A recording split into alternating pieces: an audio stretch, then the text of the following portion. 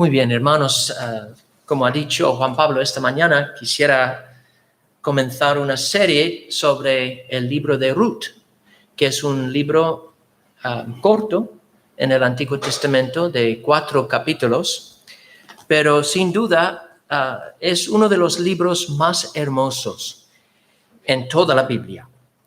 Simplemente desde un punto de vista literario, Ruth tiene que ser una de las historias más bellas en la literatura mundial. De hecho, grandes autores y poetas han dicho esto. Por ejemplo, el poeta alemán Goethe dijo que el libro de Ruth es el libro completo más hermoso a pequeña escala.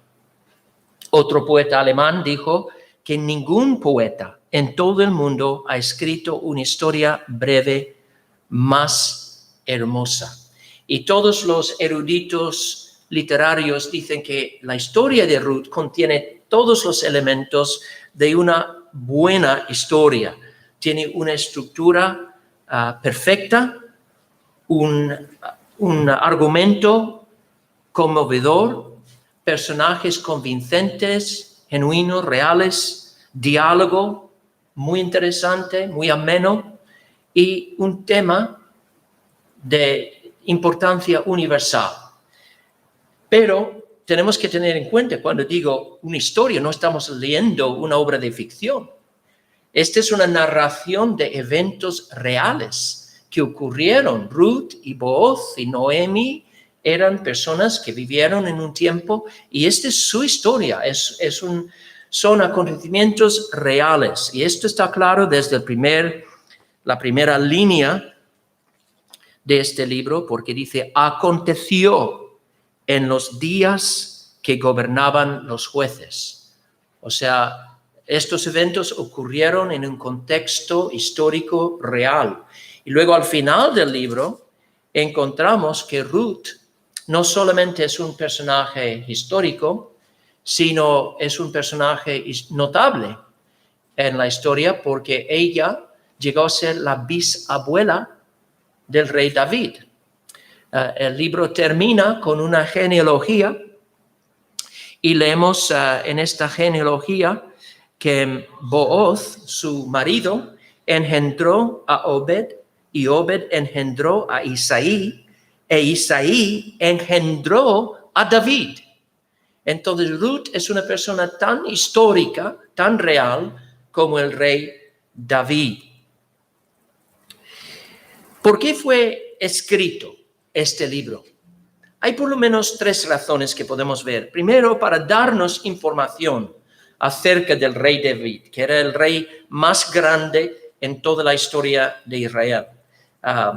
Salomón, quizá su reino se extendió, era en un sentido más grande, pero digamos el rey más heroico, el rey que era, digamos, el fundador de una dinastía era David.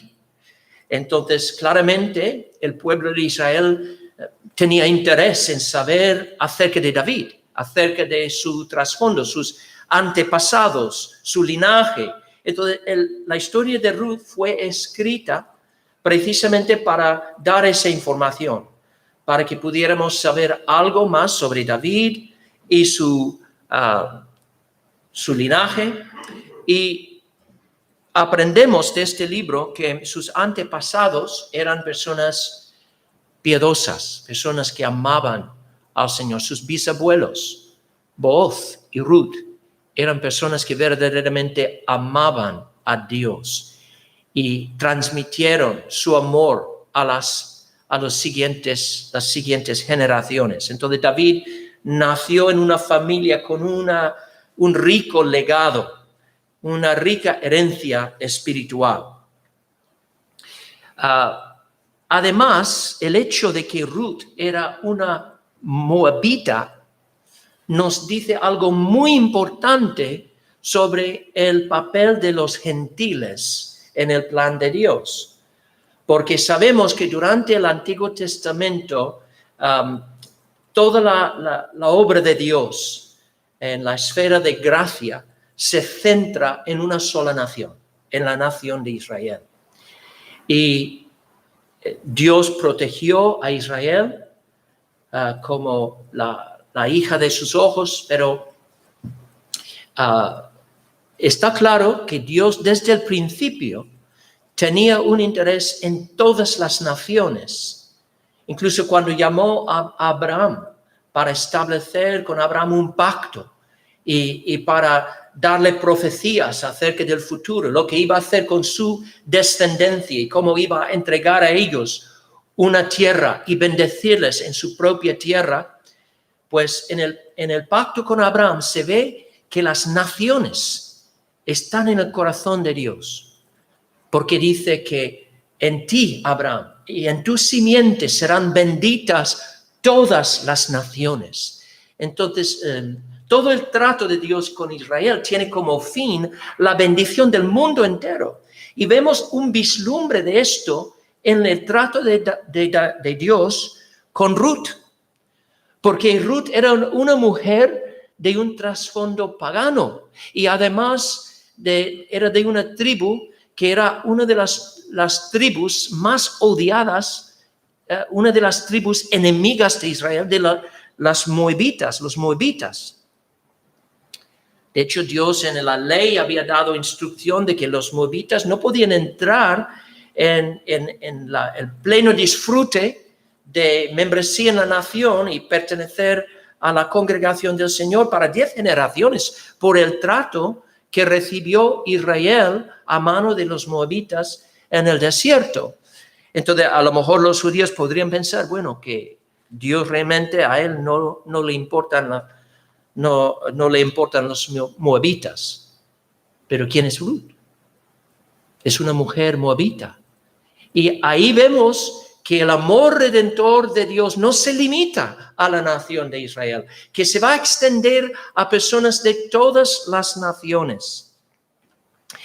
Entonces, sobre todas las cosas, el libro de Ruth fue escrito para revelarnos más sobre el amor redentor de Dios, para que pudiéramos ver la gloria y la hermosura, la belleza de ese amor que alcanza a los más perdidos, a los más alejados, incluso del pueblo de Dios.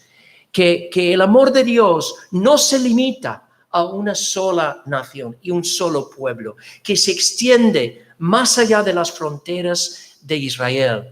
Y Ruth llega a ser un trofeo de la gracia de Dios, una mujer llamada a la fe, sacada de su trasfondo pagano, sacada de la oscuridad en la que fue criada para pertenecer al Dios verdadero, para amar a Él y llegar a ser una mujer importante en la historia de Israel.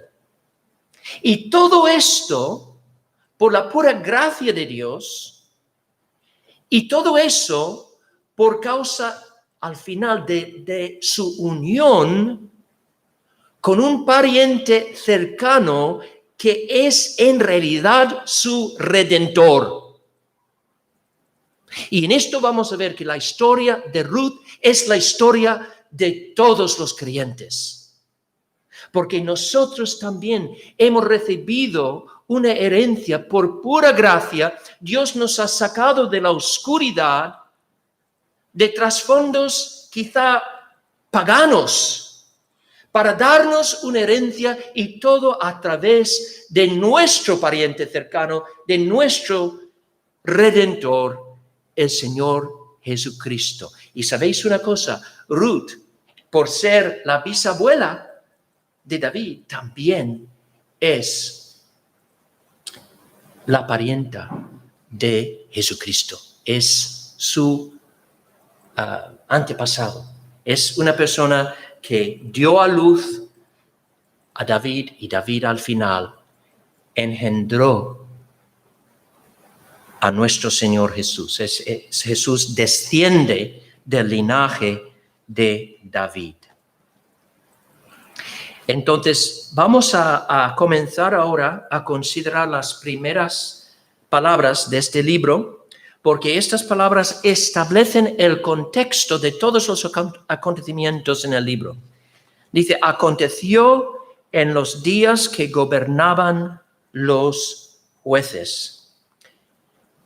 Estas son palabras importantísimas porque arrojan luz sobre uno de los temas principales del libro, y es la importancia de confiar en el Señor en todo momento y de seguir sirviéndole fielmente aún en los tiempos malos.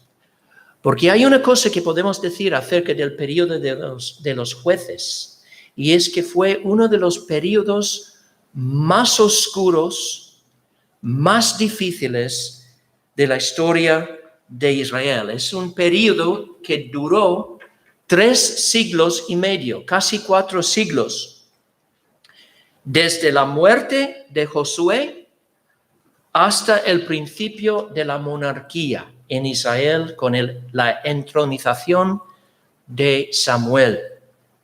Ahora, bajo el liderazgo de Josué, la nación había triunfado sobre las tribus de Canaán y pues se establecieron en la tierra prometida, y después de la conquista de la tierra de Canaán, el pueblo experimentó un periodo de descanso, un periodo de bendición.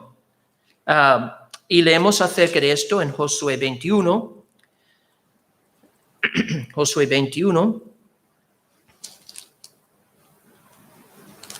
Dice, después de que el pueblo de Israel ha echado de la tierra a las tribus paganas, dice, de esta manera dio Jehová a Israel toda la tierra que había jurado dar a sus padres, y la poseyeron y habitaron en ella. Y Jehová les dio reposo alrededor, conforme a todo lo que había jurado a sus padres, y ninguno de todos sus enemigos pudo hacerles frente, porque Jehová entregó en sus manos a todos sus enemigos. No faltó palabra de todas las buenas promesas que Jehová había hecho a la casa de Israel, todo se cumplió. Entonces, bajo el liderazgo de Josué, el pueblo fue prosperado y experimentaron triunfo, victoria sobre todos sus enemigos. Pero luego Josué murió. Y después de la muerte de Josué, la nación entró en un periodo de declive espiritual. Y ese periodo se caracteriza por apostasía religiosa. La gente empieza a entrar en un sincretismo, mezclando elementos del culto a Jehová con elementos paganos de las tribus a su alrededor. Empiezan a mezclar la verdad con la mentira y crear una especie de religión falsa, apóstata.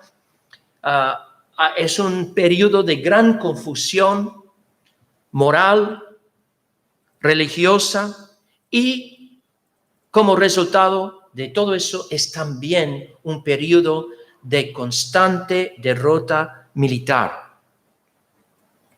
Durante este periodo, la nación pasó por un ciclo repetitivo de degeneración moral y espiritual, seguido por periodos de avivamiento. Lo que pasaba era así, es que el pueblo se rebelaba contra el Señor y la situación se empeoraba y se empeoraba hasta que Dios, para castigar al pueblo, les entregaba en manos de sus enemigos y el pueblo era afligido por diversas tribus, diversos reyes paganos, hasta que empezaban a clamar a Dios. Y luego Dios levantaba a un juez. Un juez era como un héroe militar para derrotar a sus enemigos. Y podemos pensar en Sansón y otros jueces, Gedeón. Y ellos lideraron la nación ganó la victoria sobre sus enemigos y luego después habría como un periodo de avivamiento, una especie de avivamiento. Pero enseguida empieza otra vez el ciclo, la gente se aparta del Señor, hay un periodo de declive espiritual, la situación se empeora. Y todos estos siglos fueron así, o sea, fue un periodo muy oscuro. Y de hecho, el último versículo del libro de los Jueces dice así, dice, en esos días no había rey en Israel. Cada uno hacía lo que bien le parecía. Cada uno hacía lo que bien le parecía, porque no había rey. No había liderazgo fuerte, bueno, bondadoso para dar dirección al pueblo. Cada uno hacía lo que le daba la gana. ¿Suena familiar? Muy parecido a los tiempos en los que vivimos actualmente. Por eso yo creo que el libro de Ruth es muy relevante para nosotros, porque el mensaje principal de este libro es, no importa las circunstancias a tu alrededor, no importan los tiempos en que te toque vivir, si confías en el Señor, Dios se manifestará en tu vida su fidelidad y puedes vivir una vida bendecida, una vida santificada, una vida llena de la bendición del Dios, no importa los tiempos, porque ellos estaban viviendo en tiempos muy malos. Y esto es lo que vemos en este libro, un cuadro hermoso, deleitoso, de personas que se aman, que se quieren, que se cuidan y que juntos adoran al Señor y experimentan la bendición del Señor en sus vidas, a pesar de toda la oscuridad a su alrededor. Es como una fogata en una noche oscura. Leer ese libro es como llegar a un oasis en medio de un desierto y vemos que sí es posible vivir para Dios en los peores tiempos, experimentar su bendición en la comunión de su pueblo. Y eso es lo que vamos a ver. Y otra verdad que vemos en este libro es que aún en los peores tiempos, Dios sigue fiel a su propósito y el avance de su reino. Nunca deja de reservarse a los 7,000 que no doblan la rodilla a los Baales. Por eso nunca tenemos una excusa para no seguir al Señor. Porque Dios es fiel. Dios siempre va a reservarse a un pueblo para sí mismo. Y Él va a guardar, va a cuidar ese pueblo. Y por eso podemos con gran confianza, vivir para Él en este mundo. Y no temer la mañana. No temer la mañana. Este es otro mensaje muy importante. Vemos a Ruth, vemos a Noemí en este libro mirando constantemente a Dios como su proveedor. Ellos confían en que Dios va a proveer a sus necesidades en tiempos de escasez, en tiempos de dificultad. Dios no los va a abandonar. Ahora, eso no implica que se quedan en casa y se sientan allí esperando que los cuervos les traigan la comida, ¿no? Ruth sale al campo, trabaja, pero mirando al Señor, dependiendo de su provisión. Y Dios provee sobremanera para ella, para Noemí y para la nación de Israel, como vamos a ver. Lo interesante de este libro es que habla también de cómo las personas fracasan. Vamos a ver en un momento cómo Elimelech, el padre de esta familia, esa familia dejó la tierra prometida para vivir en tierra pagana, tierra de los moabitas. Hay un fracaso allí, hay un fracaso de liderazgo. Y sin embargo, Dios, siendo soberano, puede sacar lo bueno de lo malo. Él puede gobernar los eventos de la historia, que aún de una situación de fracaso, Dios puede sacar algo bueno. Y eso es lo que vamos a ver. Ruth era una mujer que jamás hubiera llegado a conocer al Señor si no hubiera sido por su contacto con una familia que dejó su casa en Belén para ir a los campos de Moab. Ahora, ella llegó a conocer la familia de un hombre que se llamaba Elimelech. ¿Quién era Elimelech? Pues era un judío, obviamente, un hebreo, que vivía en Belén, el mismo pueblo donde nació o nacería posteriormente en la historia nuestro Señor Jesucristo. Belén estaba a unos 75 kilómetros al oeste de Moab, de la tierra de Moab. Pero entonces, ¿por qué? Si ellos eran judíos y vivían en la tierra prometida, ¿por qué abandonaron su casa para ir a vivir en una tierra de paganos, de gente pagana? Pues la razón tiene que ver con la hambruna que vino sobre la nación de Israel. Como leemos aquí, dice, aconteció en los días que gobernaban los jueces que hubo hambre en la tierra.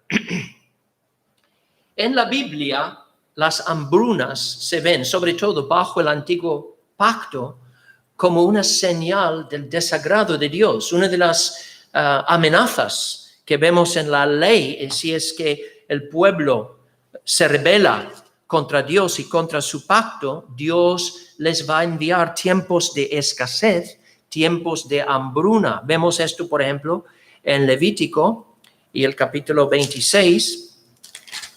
Dios dice,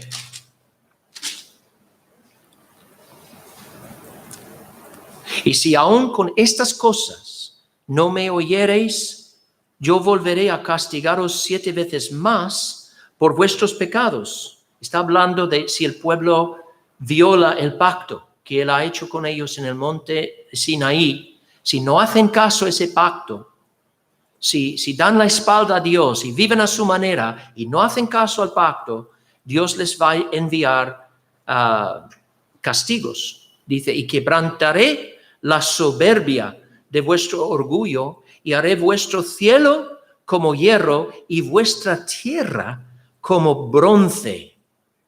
¿De qué color es bronce? Es marrón o oro, o sea, un color dorado, pero es más marrón, ¿no?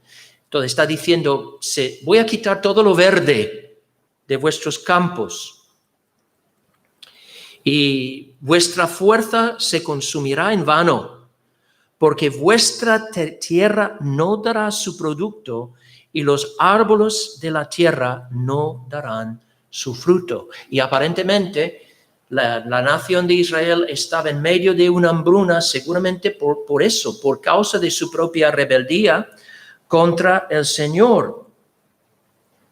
Dios estaba disciplinando la nación y en esos tiempos los fieles en Israel sufrían juntamente con los rebeldes. Siempre había un remanente de personas fieles, pero ellos tenían que pasar por esos momentos duros de castigo, de disciplina, cuando el Señor estaba castigando la nación por su rebeldía.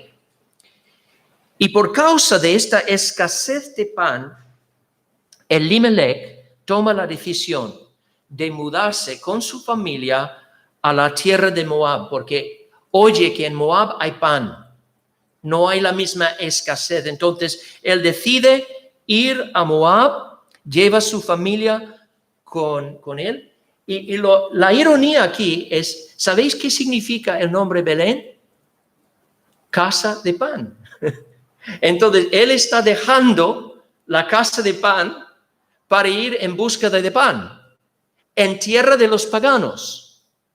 Y yo veo algo muy irónico y muy triste. Es muy triste cuando el pueblo de Dios tiene que dejar la tierra prometida e ir buscando el pan diario de cada día en tierra de paganos. Es muy triste cuando tienen que dejar la casa de pan porque esa casa está vacía, la tierra que fluía leche y miel se ha convertido en un desierto y por eso van a buscar el pan diario en otro lugar. Y podemos pensar, bueno, es una decisión lógica, es una decisión razonable, justificada, porque después de todo un hombre tiene que dar de comer a su familia, ¿no? Incluso Pablo dice en 1 de Timoteo, si alguno no provee para los suyos y mayormente para los de su casa, ha negado la fe y es peor que un incrédulo. Entonces podemos pensar, bueno, qué buena decisión tomó Elimelech, pero yo creo que no. Yo creo que no. Creo que a pesar de la aparente sabiduría humana en esta decisión, no surgió de una verdadera fe en el Señor, más bien de una actitud de pragmatismo. ¿Por qué digo eso? Porque sabemos que había otras familias en Israel y esas familias sí se quedaron allí y sí sobrevivieron allí, quizá con una escasez de pan y quizá no tenían tanto para comer, pero se apañaron y sobrevivieron. Y sabían que era la voluntad de Dios de que se quedaran en la tierra prometida. O sea, quizá Elimelech, aunque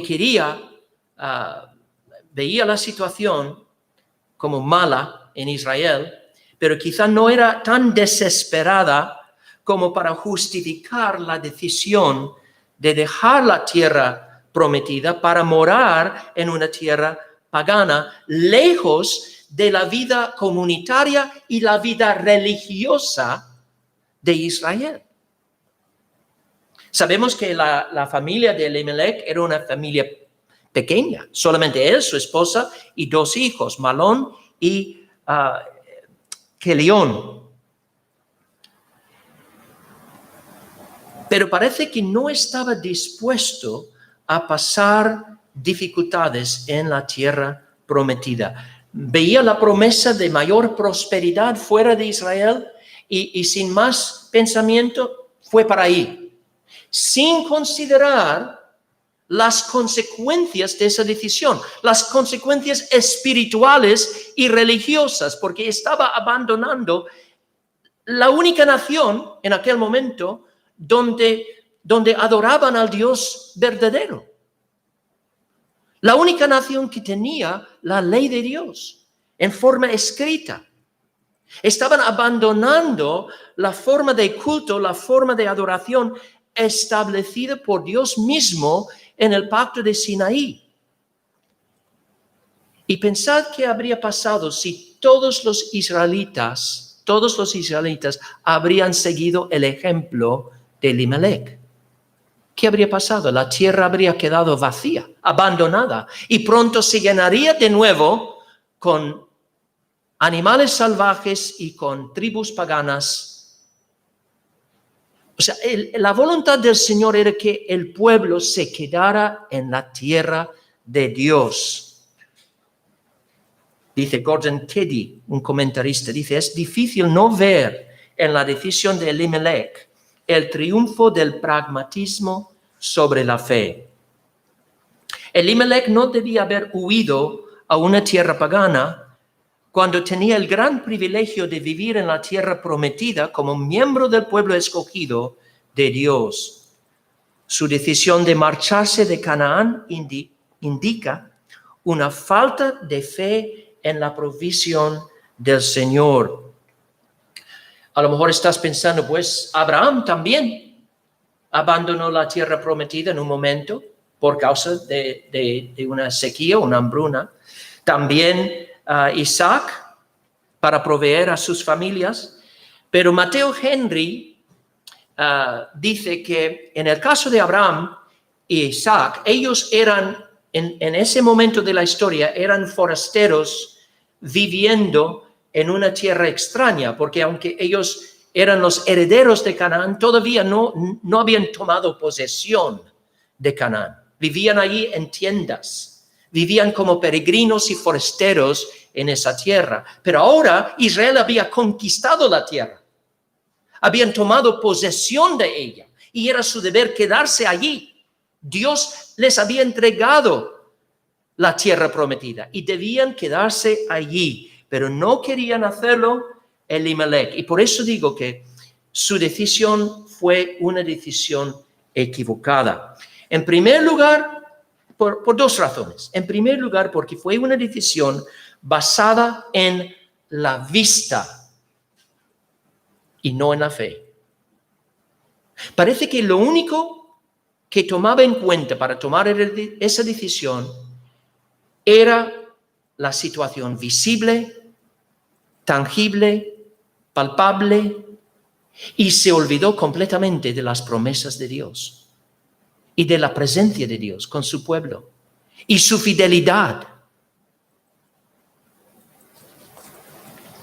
Se llenó de temor porque solamente se veía las cosas visibles.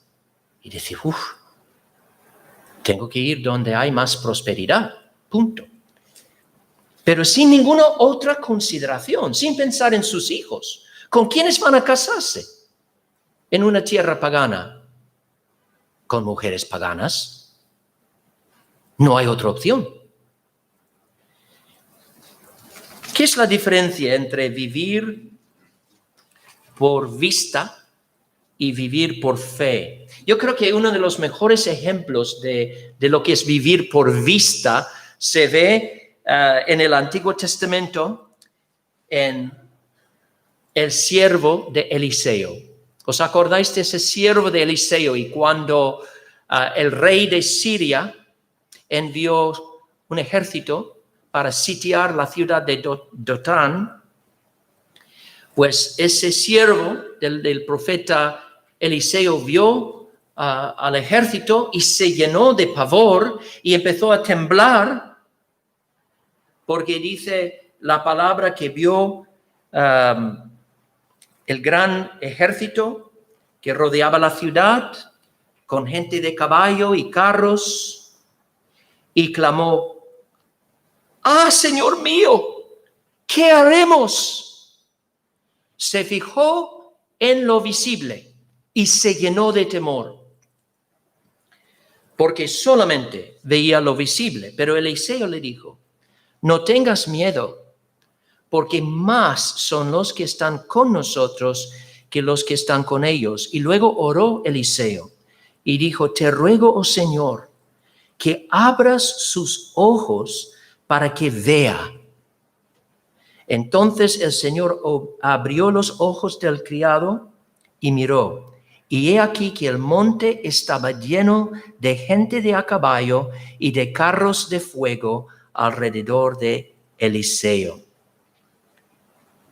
Ahora podía ver con ojos espirituales. Y esta es la diferencia entre andar por vista y andar por fe. La persona que anda por vista solamente se fija en lo visible, lo tangible, lo material. La persona que anda por fe puede ver lo material, puede ver situaciones negativas como ejércitos enemigos rodeando una ciudad, pueden verlo, pero tienen otros ojos, ojos espirituales, para ver realidades no tangibles, no visibles, no materiales, la realidad de la presencia de Dios, la promesa de Dios, el pacto de Dios, y basan sus decisiones en estas realidades. Esto es lo que significa andar por la fe, que tomamos en serio lo que Dios nos ha revelado en su palabra. Y esta revelación divina controla nuestra vida emocional, controla nuestras decisiones, controla nuestra forma de andar en este mundo. Y cuando una persona anda por fe, no va a tomar decisiones precipitadas y necias para escapar de las dificultades de la vida necesariamente, porque va a pensar, ¿esta decisión va a glorificar a Dios? ¿Esta decisión toma en cuenta las necesidades espirituales de mi familia? Hay personas, por ejemplo, que están en una iglesia donde están recibiendo alimento y a lo mejor viene una oferta de un trabajo en otra parte y van a ganar muchísimo dinero, pero no hay ninguna iglesia en esa zona. No hay ninguna iglesia sana.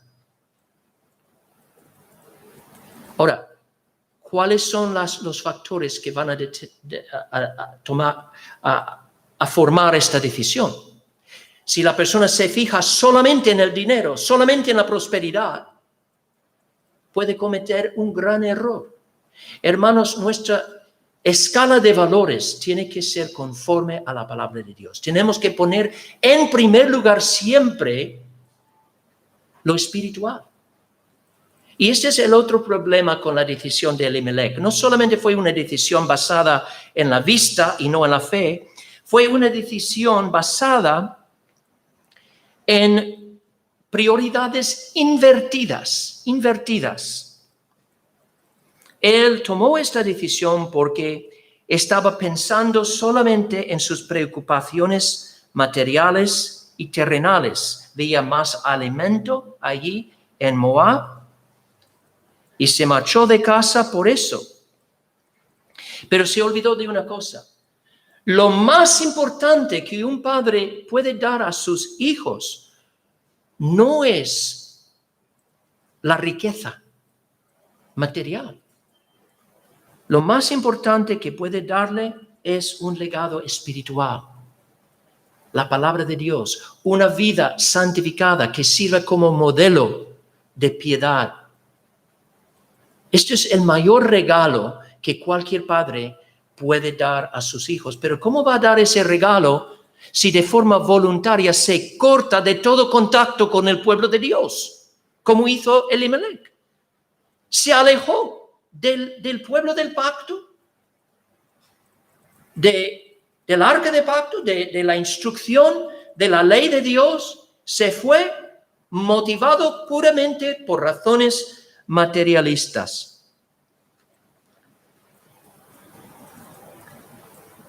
A lo mejor tenía buenas intenciones. Digo eso porque cuando dice aquí, dice que un varón de Belén de Judá fue a morar en los campos de Moab. El verbo que se usa aquí puede referirse o sugerir residir temporalmente en un lugar. Entonces, a lo mejor su idea era, pues sí, voy a abandonar de momento al pueblo de Dios, voy a cortarme con toda comunión con otros creyentes y meterme en una sociedad, cultura totalmente pagana, donde nadie conoce a Dios, pero será por un poco de tiempo solamente. Voy a morar allí hasta que haya pan en Israel. Entonces voy a invertir mis valores y poner lo material en primer lugar, pero será solo por una temporada. Solo por una temporada voy a poner en primer lugar lo material y más tarde pondré otra vez lo espiritual en primer lugar. ¿Qué pasó? Al final quedaron allí 10 años. 10 años en una sociedad pagana. Y cuando ocurrió lo inevitable, sus hijos crecen, se hacen mayores y quieren casarse. ¿Qué pasó? no volvieron a la tierra prometida para buscar a mujeres piadosas, para casarse con ellas, mujeres consagradas al Dios de Israel, mujeres criadas en una cultura donde han recibido la instrucción de la ley de Dios. No, los hijos de Elimelech siguieron las pisadas de su padre. Pusieron en primer lugar lo material y por razones carnales y materialistas se casaron con dos mujeres paganas y seguramente eran muy hermosas. Seguramente eran muy hermosas, pero claramente no era por su gran espiritualidad.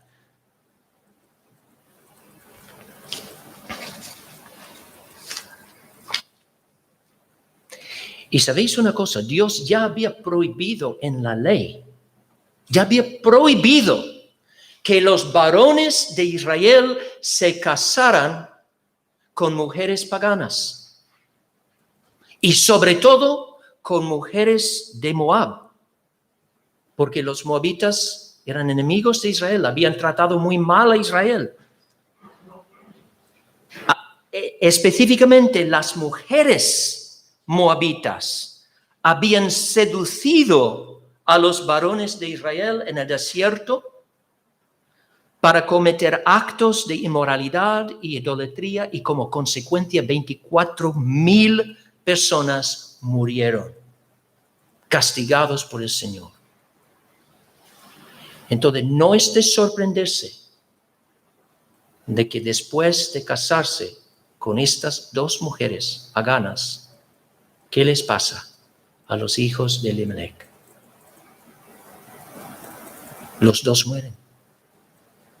Y también su padre. Yo creo que en esto, hermanos, hay una lección muy importante sobre la importancia de tener en orden nuestras prioridades. Hay algo muy irónico y triste en estos acontecimientos. Elimelech había ido a Moab con sueños de un futuro brillante, próspero. Voy a dejar atrás toda esta escasez y esa penuria de Israel, y ahora voy a prosperar en la tierra de Moab. Pero 10 años después vemos un cuadro de pérdida devastadora. Primero, Elimelech murió, dejando sola a su esposa Noemí, y luego los dos hijos de Noemí también murieron, y de la noche de la mañana lo único que quedaba de la familia de Elimelech eran 3 viudas y 3 esposas de hombres judíos, y nada más. 3 mujeres llenas de lamento, 3 mujeres en luto con sus maridos. Y yo creo que vemos en la experiencia de Elimelech los frutos terribles de andar por vista en vez de andar por fe. Vemos las terribles consecuencias de dejar que nuestros valores cambien y que de modo que pongamos en primer lugar lo material en vez de lo espiritual. Es muy importante que reconozcamos esto, porque vivimos en una cultura que solamente valora lo material. Entonces, si vamos a vivir fielmente para Dios, tenemos que entender que vamos a experimentar en algún momento un choque con los valores de la cultura. Porque no podemos esperar que las personas a nuestro alrededor que no conocen a Dios van a compartir nuestra preocupación para las cosas espirituales. La gente incrédula solo piensa en lo material y nada más. Pero no podemos vivir así. Nosotros tenemos que siempre poner en primer lugar lo espiritual.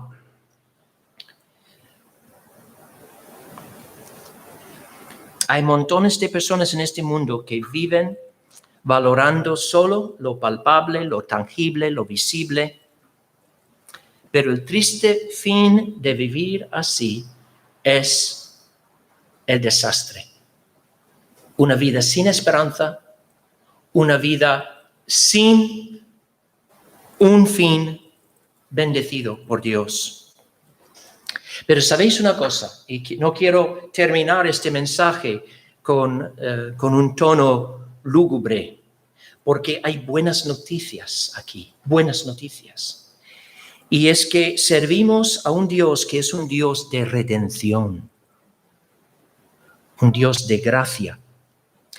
Y aun cuando tomamos decisiones equivocadas, basadas en un sistema invertido de valores, basadas en la vista y no en la fe,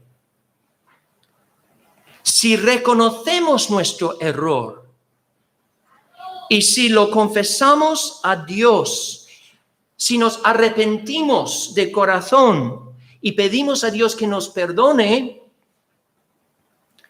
no tenemos que ver la situación como una situación en la que todo esté perdido. No.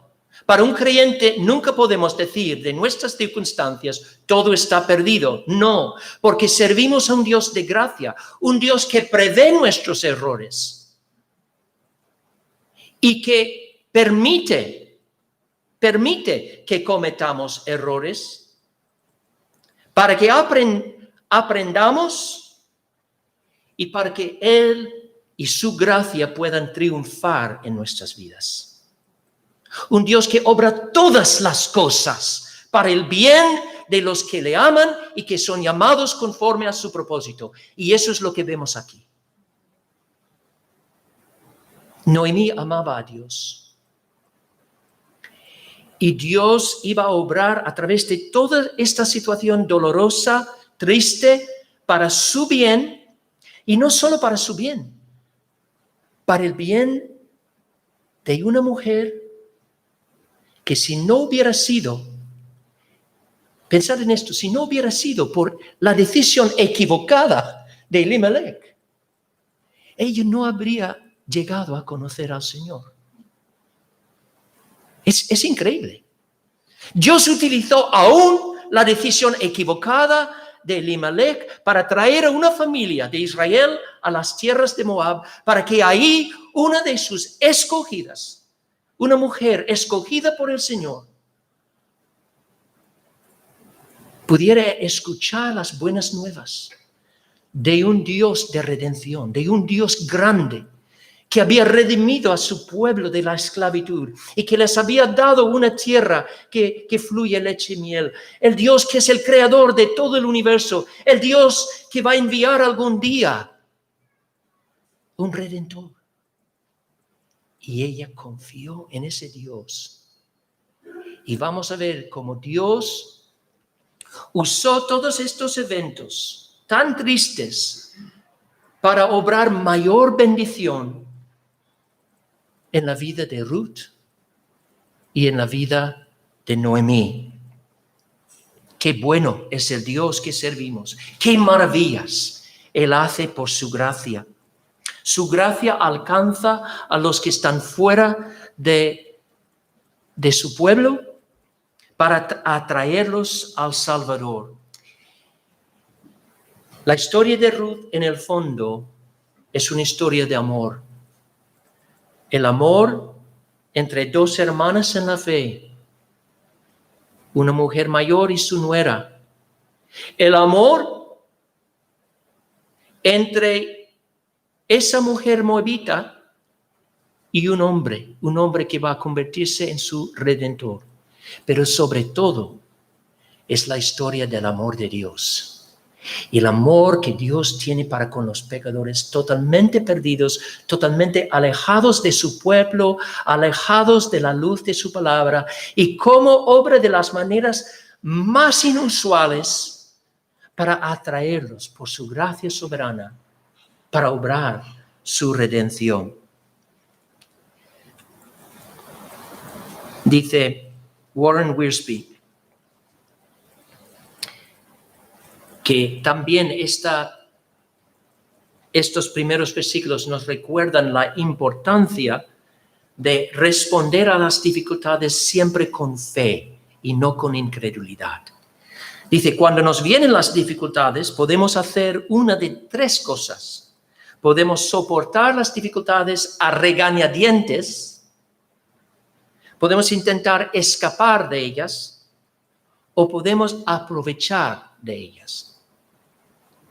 Si soportamos las dificultades a regañadientes, ellas servirán solamente para endurecernos y hacernos amargos, resentidos y malhumorados. Si intentamos escapar de las dificultades, huir cada vez que haya una dificultad, y hay personas que hacen eso, huyen de cualquier dificultad, en el matrimonio, en una iglesia, pues tienen problemas en su matrimonio, se marchan. Van a una iglesia, tienen problemas, se marchan. No podemos ser personas que huyan. Tenemos que ser personas maduras que sabemos cómo enfrentarnos con las dificultades para aprovechar de ellas. Para preguntar al Señor, Señor, ¿qué es lo que quieres enseñarme a través de estas dificultades? Dice Wiersbe, si aprendemos a aprovechar de las dificultades, ellas se convertirán en nuestros siervos en lugar de ser nuestros amos. Y Dios obrará todas las cosas para nuestro bien y su gloria. Así que os pregunto a cada uno, ¿cómo respondes a las dificultades y las pruebas que Dios permite entrar en tu vida? ¿Te vuelves amargo, resentido?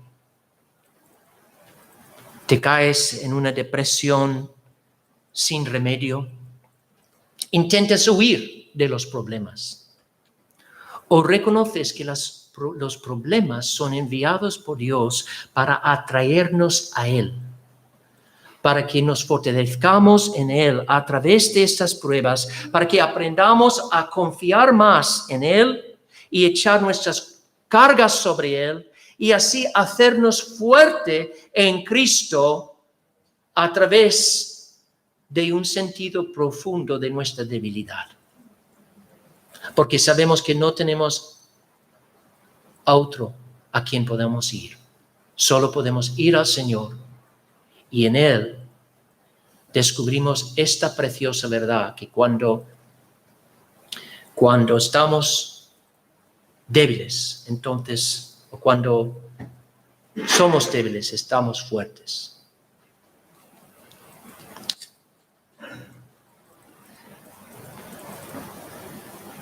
Cuando entendemos esto, podemos cantar, aún en los tiempos difíciles, podemos cantar himnos de alabanza a Dios, como canta David en el Salmo 30, cuando dice, canten al Señor ustedes sus fieles, alaben su santo nombre, porque solo un instante dura su enojo, pero toda una vida su bondad. Si por la noche hay llanto, por la mañana habrá gritos de alegría. Y eso es exactamente lo que vemos en el libro de Ruth. En el primer capítulo vemos llanto, tristeza, luto. Pero a través de la fe manifestada por Ruth y Noemí, aferrándose al Señor y aferrándose el uno al otro, ellos son conducidos por el Señor por un camino que al final les va a llevar a un lugar donde pueden dar gritos de alegría. El Señor es fiel, ha sido fiel, ha provisto nuestras necesidades. Que el Señor obra así en la vida de cada uno de nosotros. Amén. Señor, te damos gracias por este libro tan hermoso de Ruth y te pido, Señor, que en las semanas venideras que podamos aprender muchas cosas importantes, muchas lecciones de tu palabra. Gracias por la sabiduría que nos otorga por medio de tu palabra.